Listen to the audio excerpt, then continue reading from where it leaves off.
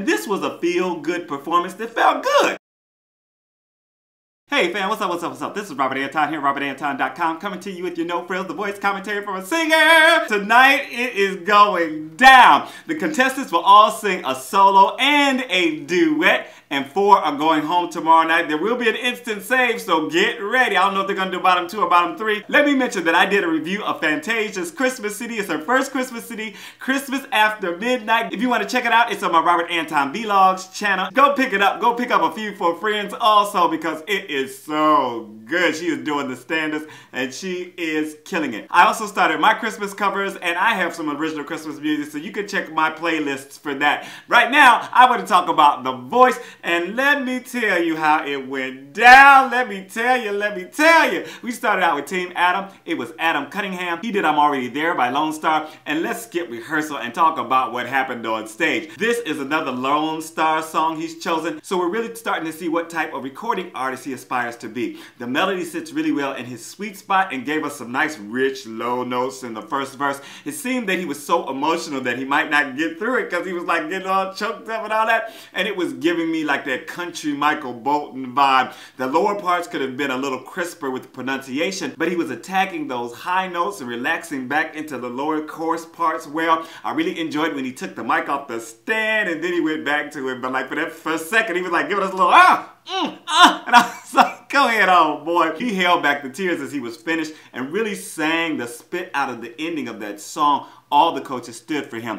Blake loved the song choice and noticed that it's the type of lyric that means something to him and told him he sang the hell out of it. Duets also count toward the final results, and our first duet of the night was Kohanski and Noah Mack. They did Wicked Game by Isaak, and we started with a red vibe, all the lights are red and stuff, and just guitar. Noah was showing off the low notes and Chloe matched him well. She had more bite in her tone than him, but he really stepped it up when he got into higher part of his chest voice. I felt chemistry on his side while they were singing to each other, but not so much from her. She seemed to be more confrontational while he was pleading. Different approaches to compliment one another, but it was okay. No fireworks, but a very enjoyable, relaxing sound performance. Then TeamJHud had Davon Fleming. He did Gravity by John Mayer. Finally, Davon is singing a male song, and hallelujah! He even said in his package that he was giving America what they've been asking for, and I hope that everybody has been asking. I know I have. I know y'all have, and we finally got it. On stage, we got some harmony from the background before Davon started, and they were sounding so good. Then he slipped on up into these lyrics. He had on his game face and was really singing to the audience and trying to paint the picture.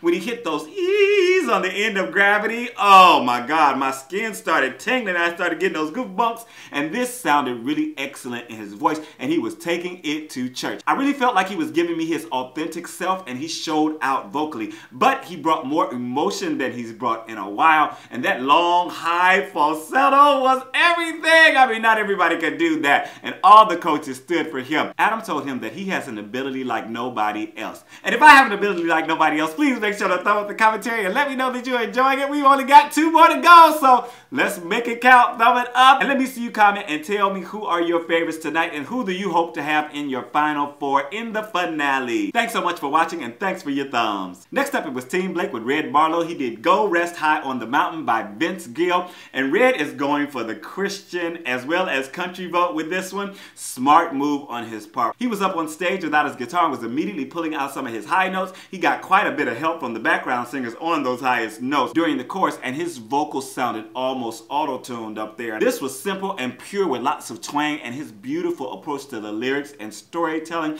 I was hoping the music would drop out at one point when they did the high part and give us just vocals, but that didn't happen.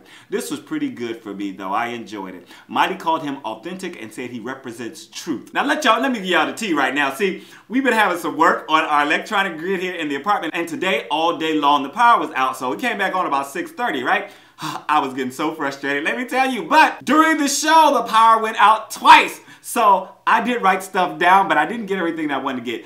The next duet was Brooke, Simpson, and Davon Fleming. They did Earned It by the Weeknd. And what I do remember is I was hoping, because they said in their package that they're going to be the next Marvin Gaye, Tammy Terrell duo, and I was hoping that they were going to do a Marvin Gaye, Tammy Terrell song, which they didn't. They did Earned It by the Weeknd, and it had less melody than I wanted. It was beautiful the way they were surrounded by the violinists, all dressed the same. I think it was in red. I don't remember exactly. This is why I write stuff down. But they were sounding pretty good together. There were a few places when Brooke first came in, she sounded a little unsure of herself, and she kind of went off in her melisma a little bit. The best part is when they got to the bridge and they really started wailing away and brought everything they had. I was really enjoying that.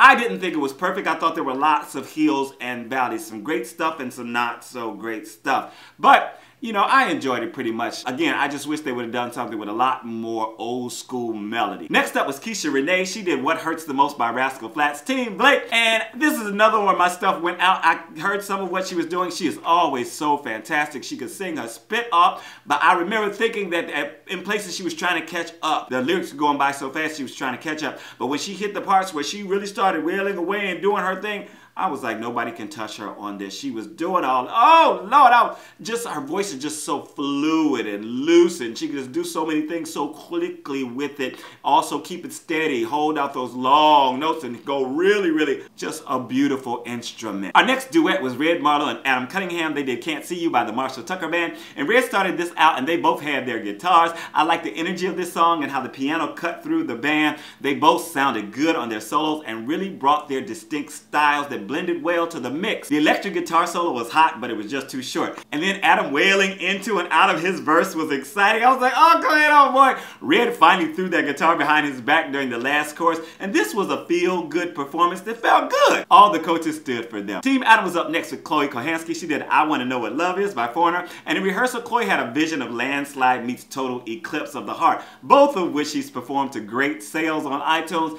Did she achieve it? Let me know down in the comments. On stage, her big blonde curls were striking and she was looking and sounding smoky and sexy on the melody way down in her range. She really does hit those bottom notes really well. At one point, she had a little break in her voice that might denote her having some vocal trouble and some hoarseness as she proceeded through the song. She was still performing the heck out of the lyrics though, looking like a star and commanding the stage like she was born to it. That little roughness worked also very well on the last line of the song. A nice little break gave so much emotion to what she was singing. I really enjoyed it. And our next duet was Keisha Renee and Addison Agan. They did Strong Enough by Sheryl Crow. And Keisha started this out with the guitar far forward in the mix. Her voice still cut through well, and it seemed like Addison tripped her way into her verse, but her verse went way too fast before Keisha came back in. Addison was bringing that special emotion that she has to her parts of the singing, and they actually complemented each other vocally well. Keisha got the lion's share of the lead on this though, and sounded more forward in the mix, like her mic was up more, or she was possibly just projecting more. Nice ending with the two of them together singing lightly with Addison with her falsetto. It was just really, really beautiful. Then it was TeamJHud with Noah Mack doing River by Bishop Briggs. And on stage, Noah was way back from the audience in his lower range to start with lots of background vocals. I don't know this song, but I was loving the feel and energy of it. It really kicked into gear when he got to the wailing, growling with a lot of ferocity as he was walking through these like big, I don't know, they look like Rubik's Cubes that were lit up. Always like his movements and how he digs in to get those notes out. Love the drum line that was elevated on the lighted boxes. And Noah got to bang on the drum in front of the coaches and was so amped and excited. It got me excited. He was working hard, keeping his breath supported and energy up, but it paid off. Very interesting and engaging performance. Miley told him he's created an amazing story for himself on the show. Then we had the performance of the night. I'm just gonna say it right now. TeamBlake. Addison Agan did Both Sides Now by Joni Mitchell. And on stage, we started with violinists all in white and then Addison's voice. This could like be the beautiful opening of a Broadway musical, and she was giving a performance looking back over her life. It's amazing how poised and comfortable she is up there on stage and how well she lives out the moments of the song. This was tender and deeply emotional with such pretty little moments. She would do a little something here, make a little thing here. One time she did some, you know, and just little things that brought so much emotion and just so much, just nuance into the song, into the lyrics. And then she'd be wailing away and going into this beautiful head voice,